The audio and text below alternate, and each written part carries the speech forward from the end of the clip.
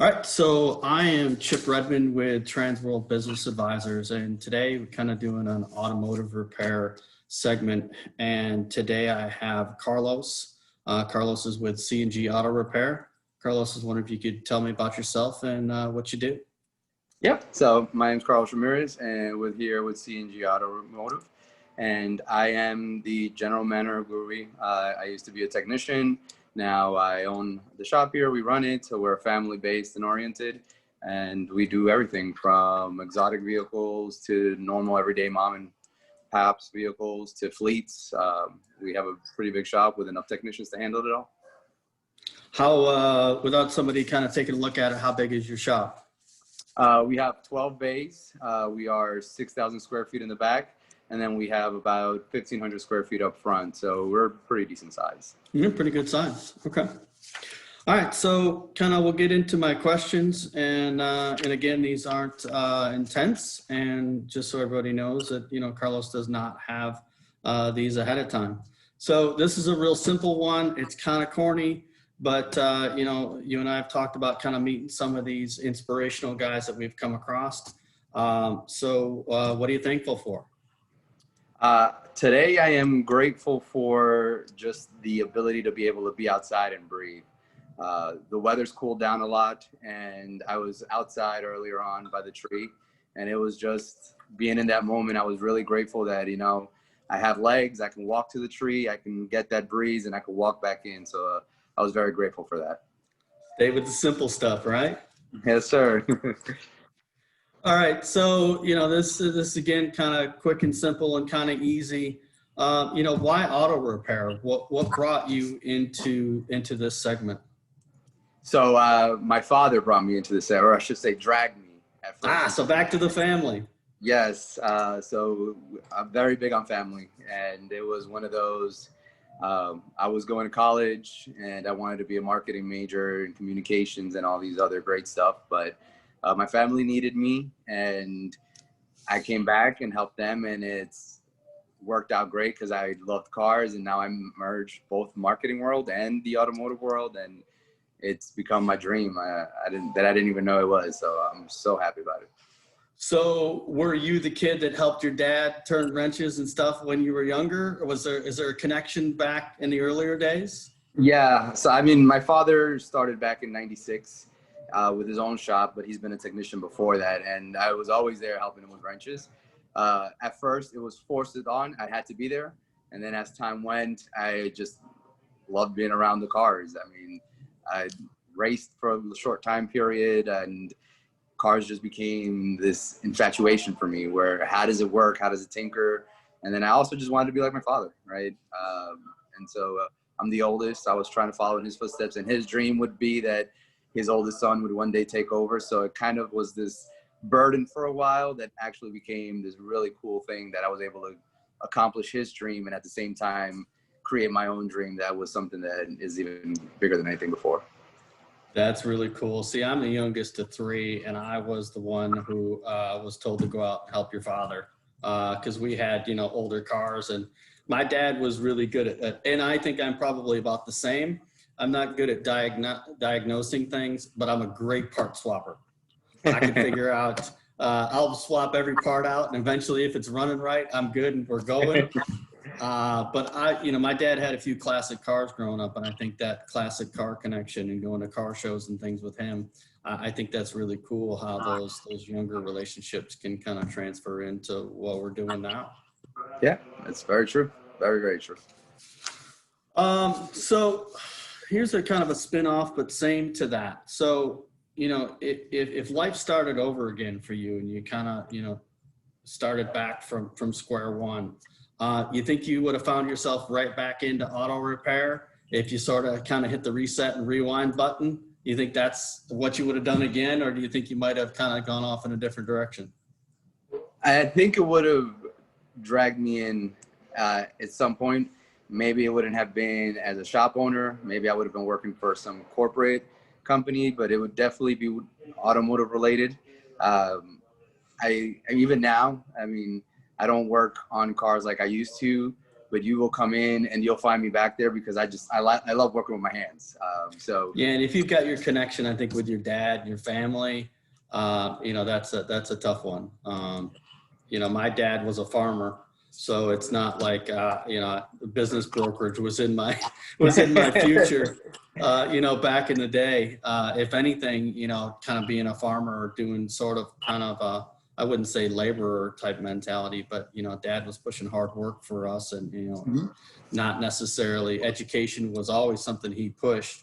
But I kind of wiggled my way through the years, kind of on my own, and I think I'm one of those people that I don't think I would have found my way back here quite the way that I am now.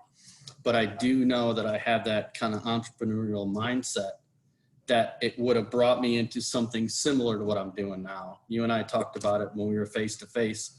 I'm fascinated by other entrepreneurs, and I think you and I are different people, but I also think our mindsets are really similar, and I think other entrepreneurs are about the same. I agree with that. Yes. So it's kind of neat for me. So, from a inspirational standpoint, then I don't want to say you can't use your dad, because of course you can on this one. But who inspires you? Kind of what's that kind of spark inspiration for you? So there's I definitely have various inspirations. I would think probably the biggest, most fundamental one was my grandmother. She gave me the understanding of how to give back to people, how to give back to your community. She was very big on doing things for other people. That was her mission. We're from Dominican Republic, and she would send boxes of rice and dried beans, and she would go back at her house and she would cook for everybody in the community. And so growing up and seeing that and hearing from her, hey, it's not just about the monetary value, it's about how you impact somebody else's life. That was probably the biggest inspiration that ever could have been given to me. Other than that, I am faith-based, so God's definitely a big inspiration in my life, and that also comes from my grandmother. She taught that to me. And then, you have your entrepreneur gentlemen that also inspire you. I listen to a lot of podcasts, and Tony Robbins, James Altucher, those gentlemen do inspire me to know that, hey, you can become something great when you started off with just regular stuff. So I think that's wonderful. Yeah, I think a lot of people's backstories to me are amazing, because, when you do get into a lot of those stories, you hear about this old money, but, people that you look around, and it's amazing to me, and I'm fascinated when you just see somebody that just made it on its own, and just kind of through the hard work, through the dedication, through the faith, the whole deal, made it happen. You and I have talked about it. Luck doesn't happen. You make your own luck. Right. And, to me, that's really neat when other people are out there doing it. And when you see that they've kind of come from the same simple things that maybe you and I have come from, or similar to that. It's one thing to have all kinds of old family money and to be doing well. Right. But I think that's what's awesome. And that's why I love doing the business brokerage thing. It's, the American dream is alive and well. And yes, when you have that kind of, we might not have the right mindset and really know where we're going, but we know to reach out to others. We know how to ask. We know that there's mentors out there, and you know what, we can work our way through that, and we can kind of get someplace where we want to go. And I think that's really cool. Which sort of leads me into my next question is, I'm a big fan of mentors and mentorship. And, so for you, do you have a mentor, and are you a mentor? And is there somebody that you've sort of tucked under your wing, or you've tucked under their wing? Yes, so I do. I have a mentor. I'm part of a mastermind program, fortunately, that really changed my life. And the gentleman's name's Aaron Stokes, and he really kind of encompasses the modern day businessman, right? And it's not just, he shows you the spiritual, but also the mindset and the thinking and how to view the world. And then at the same time, I mentor a couple of other people. I mentor a lot of family members. So my father isn't the only one with a shop. I have 3 different uncles that own 3 different shops. I have cousins that are technicians, and I also give back in the mastermind program. You don't really know you're a mentor until somebody comes up and says, hey, that information and that time you took up with me really changed my life. And it's like, man, those 30 minutes, 2 hours that I gave to that gentleman really changed them. And from there, you kind of take them under your wing, and it's like, well, hey, you're open to this information. Let me show you. So there are definitely a lot of people that I'm helping, and I'm trying to expand that. It's something that I think is a calling for me. I really do enjoy just giving back. And that probably ties into the whole, my grandmother trying to give back, so for me, it's a really deep passion that I have right now. And that's probably where my next stage in life will be, is just educating and helping those in the automotive industry that don't know what they're doing, to be able to guide them to some degree of how to be able to figure it out. Yeah, it's that pay it forward thing. You mentioned earlier, I realized it, and I took a look back. I realized there's a couple people that paid it forward for me. And now that I've kind of got to a different point in my life, now I'm trying to share and help out as much as possible.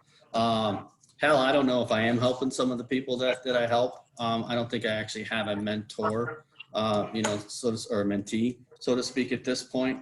But I know that I had mentors, and I wish I would have appreciated them a little bit more when they were helping me.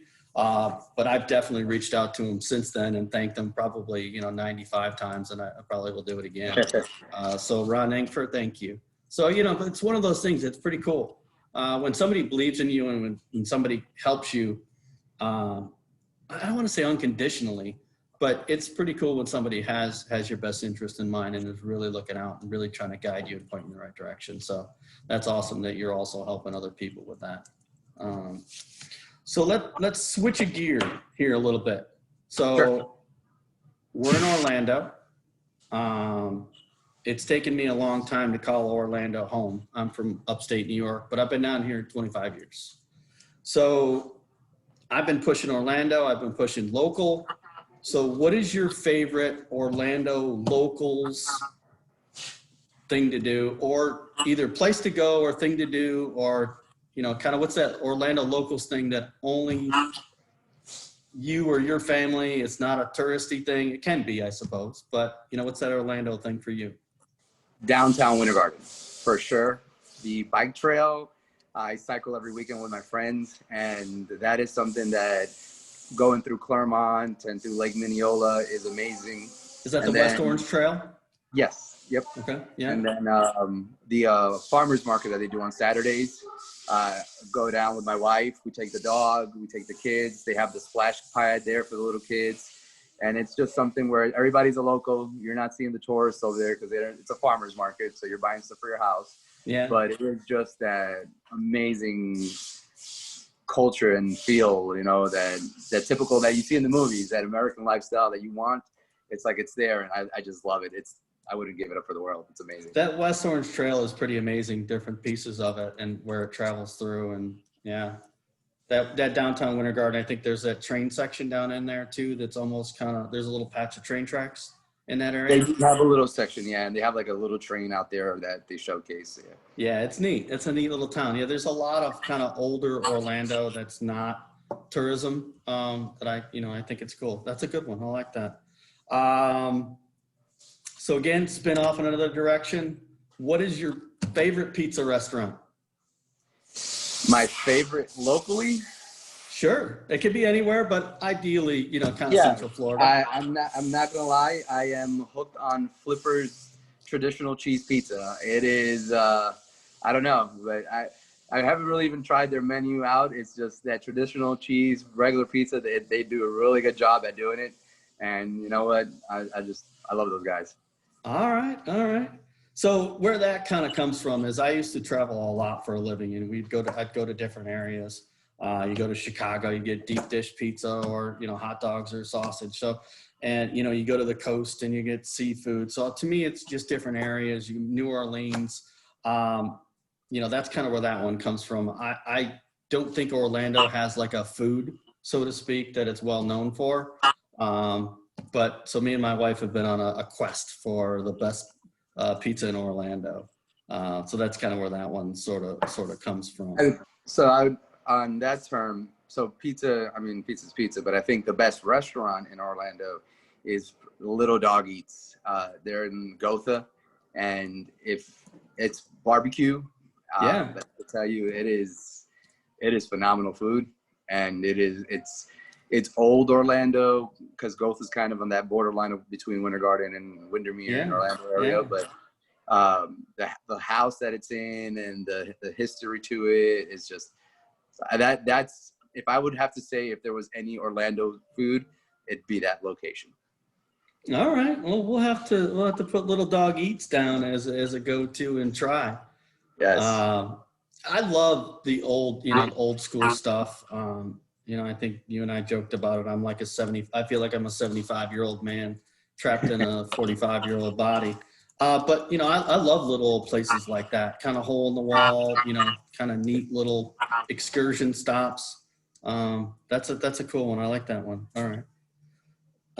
I used to live out that way too, so I kind of know where you're talking, but I have to look it up. Yeah. So back to sort of the business side of things.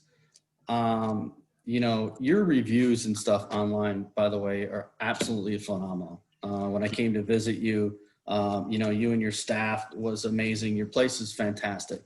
So you've obviously got a mindset and you've been kind of training your people, to be customer focused and service orientated. Kind of what's your trick to that, and how are you making that all happen? I mean, I don't think there's a trick to it. It's just really understanding people, and getting down and being able to be in their shoes. A lot of times as the businessman on the other side, you kind of forget what it's like when you're going into that scenario, And so I always try to think of myself, well, if it was my car broken down, I mean, number one, I'm already in a bad mood because I got a broken down car and nobody wants to have a car that's broke down. So I try to empathize with that and go with them and see it from their point of view. That way you can be able to help them in the way that they need to be helped. Being the customer's shoes.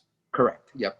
And then that allows it to be much easier and to be able to answer their questions correctly. And when they are afraid or they don't understand, it gives you patience because not everybody understands it. So you can actually sit there and spend the time and explain. And if they still don't understand, we have a bunch of tools, but you can go that extra mile to be able to just let them know versus just saying, hey, your shocks are blown, and it's going to be what it is.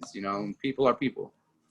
Well, that's the thing. I think dealing with consumers and the public, it's a lot harder than people think. And I got to think, the cars are one of those things that just frustrates people. And I think you're doing an awesome job with your staff on helping them work through that, because that's got to be they got to be exhausted by the end of the day. But if you've been trained properly, then you know how to work through that, and you're taking those people. And I'm sure you're teaching, like you just said, each one of those customer service people, you're putting themselves in their shoes, being the customer's shoes. And hey, what do you want to hear? How do you want to be treated? So I commend you on that. I was very impressed. Thank you. That means a lot. So COVID-19, we're in the middle of it.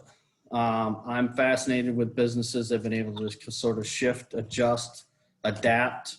I don't know if I throw any more, marketing buzzwords in there or terms, but kind of how have you shifted or pivoted during these times, or have you not had to? So we definitely have. I mean, everybody has. We definitely have more sanitation all around. We've hired a cleaning team where before we used to clean ourselves, but now we actually have a team to come in and clean and maintain that. We're done on certain for customers. We do pickups and drop-offs for the elderly that don't want to be going out so they don't expose themselves. We've started just last week a loaner program where now we're going to have loaner vehicles. So if you don't want to wait in the waiting room, you can drop your car off and take a loaner, and when it's ready, just come and switch them out. So there's been a lot of differences that have come out of this that, I mean, a year ago, I would have never said we would be doing. So there's definitely been some changes. But at the end of the day, I do think that these changes are for the better. It's not anything that's worsening. It's just creating better facilitations for everybody. Do you think those ideas will be something that you continue on? Oh yeah. Or yeah. I'm amazed at what some people have come up with. And I just think, you know, through these hard times, there's a silver lining there, and there's sort of diamonds in the rough that this is sort of forcing people to figure out. And I think when people come out the other side of this, I think people are going to be stronger. Yeah, I definitely agree. I think people will be stronger, and I think it'll, in the end, enhance everything all around. So I don't see any negatives at all. I mean, well, there's a lot of negatives, obviously, but There are. they're in the immediate change in that silver lining. I think we're going to be much stronger, and we'll be more prepared. You know, this was a really good test. This shows, hey, if there's any ever terrorist attack of this nature, we wouldn't be prepared for it. Nobody knows what to do. So now it kind of shifts that mindset. So we got to be prepared. We got to figure things out, because this is serious. It's not a joke. So yeah. I think it's a real eye opener for sure. You know, we're not that many days past 9/11. And if you think back, you know, 9/11 shut the country down for 6-8 months. Yeah. And it was, I think, similar, if not worse. You know, it was literally people just hunkered down, afraid to move around, afraid to spend. You know, everything went into shutdown. Thankfully, with this, there's still categories that are continuing on. You know, the essential businesses are doing well still. Non-essential, you know, it depends on their categories. But, you know, to me, this is fairly similar to that. And I'm just, again, sort of... I commend those that have figured out a way to do a little differently, or do it better than they were. You know, you got to shift, you got to do something. Got to change. Change is necessary, and we all fight it. I know I do. I fought it for a long time. But I always promote change, but I'm always the first one fighting it internally. So man, it took me a long time to, you know, I would have told you probably 10 years ago that I don't like change. I still don't like change. But now I really do see the beauty in it. And I see how pig-headed I was and what I shouldn't have done back then. You know, now we've talked about it, podcasts and books and reading, you name it. Now every minute I have, I'm trying to gobble up information. And I wish I would have done it sooner, but I'm glad that I did it. Yeah, yeah. So here's a quick and easy one. What do you think is the number one, and you could even do a couple of things that are misunderstood about your industry, about the automotive repair segment? So quality is the biggest one. A lot of times people compare apples to oranges, and there's a big distinction in the level of service you can receive. So there are a lot of mobile mechanics that are frauds, unfortunately, and that puts a damper on the industry. So people will see and have that bad experience, and they kind of blanket that's what everything is when it comes to auto repair. So that's been the biggest difference, is that quality, because a good shop will offer you quality parts and quality service, and will treat you way better than you ever expected. And usually that's why it's easy for us to wow people, because when they really see the truth, they're like, man, this was nothing that I ever thought or experienced before. And it's just that, it's the level of quality. So that's the big one for us. Do you think that works then, and sort of flip it to the other side? And by the other side, you had mentioned, you know, mobile, sort of, let's say, some black marks on the mobile side. But do you think there's also a lot of black marks on the dealer side, and that other end, to where there's price gouging and maybe not being as clear or transparent maybe as you guys are?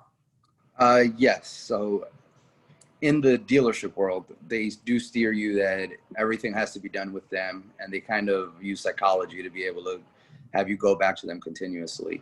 The problem with that is there are very good dealerships. There are some dealerships that are phenomenal and are honest, and each dealership is owned. Well, I'm sure there's good mobile guys too. You Right. know, I mean, we're kind of, you know, I don't want to stereotype there, but there's some bad ones in our industry too. Yeah.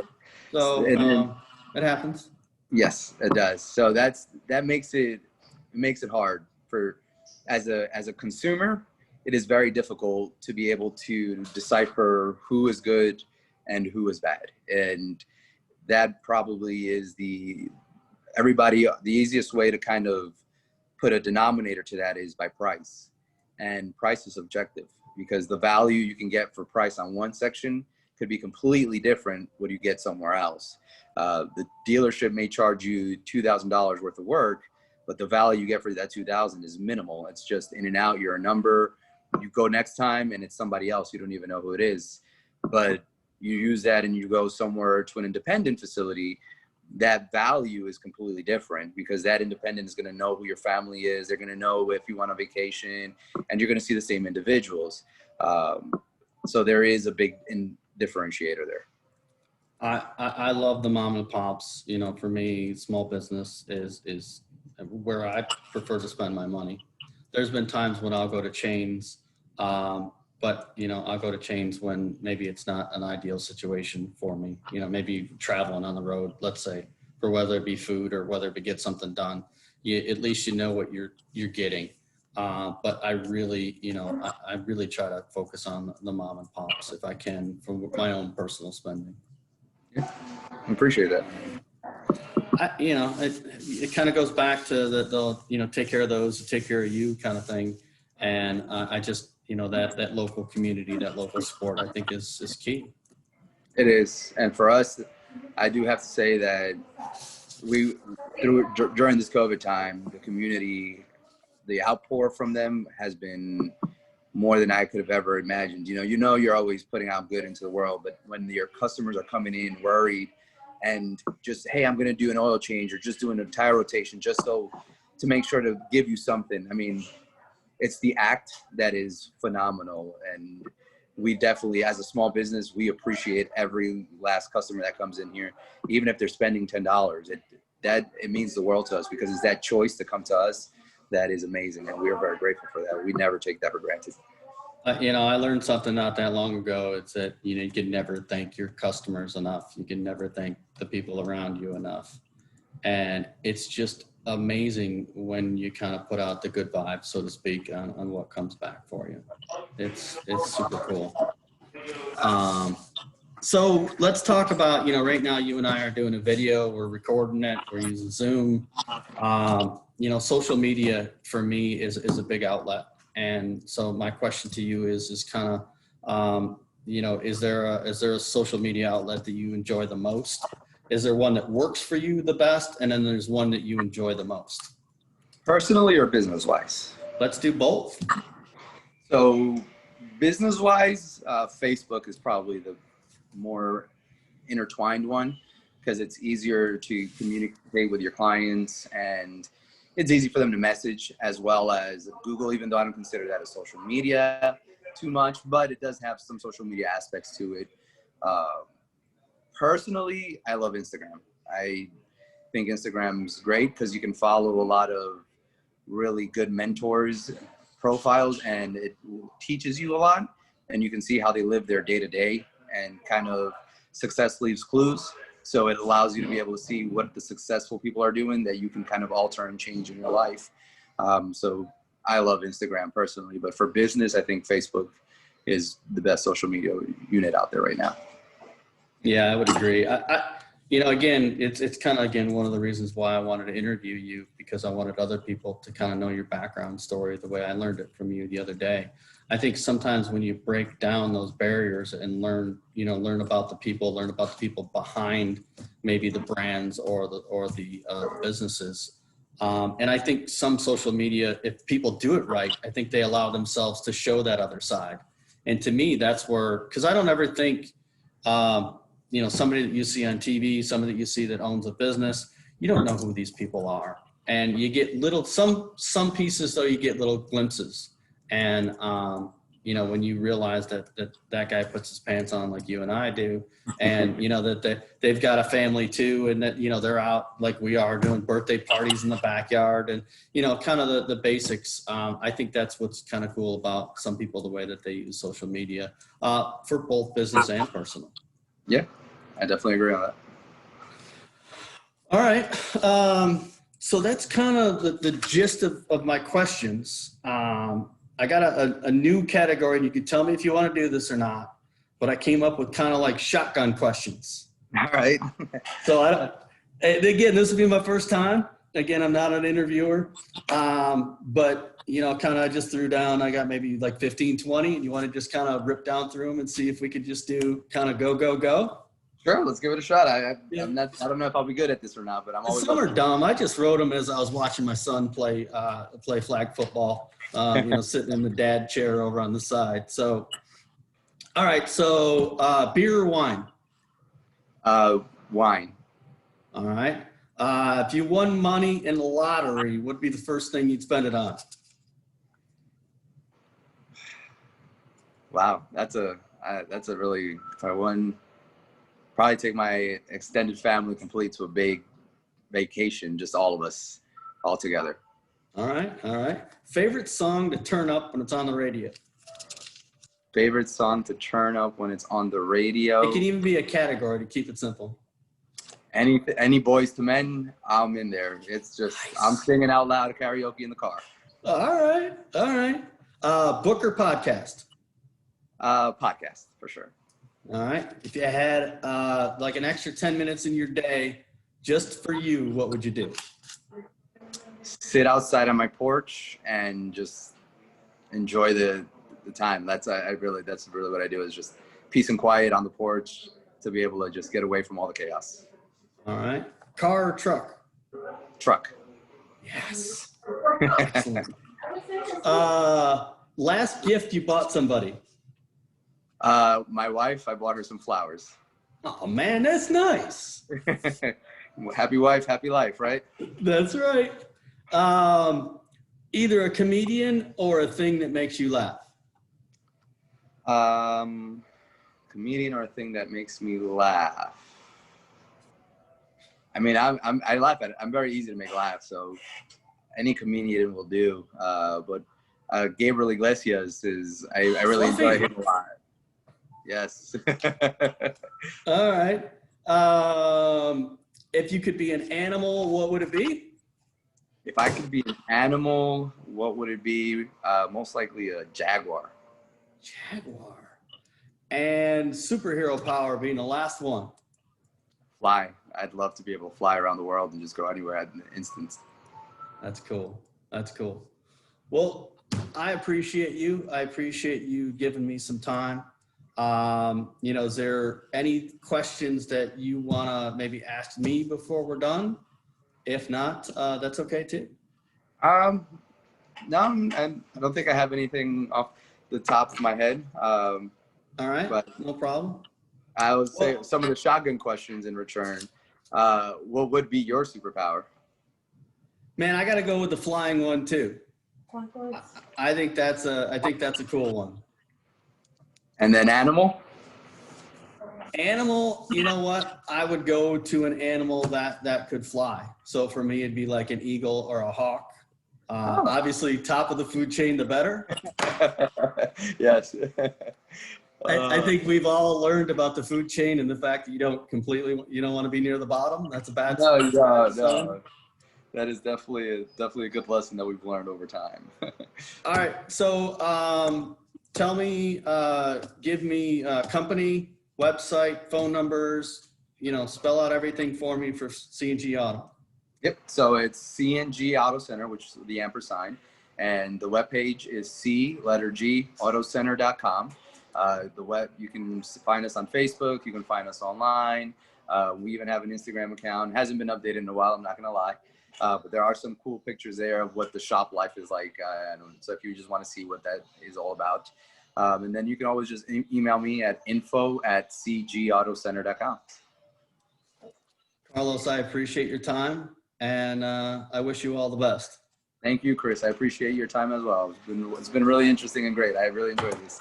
All right, man. Hope you enjoyed yourself. I always have fun doing these, and you have a great day. You too, man. Take care. Thanks again. All right.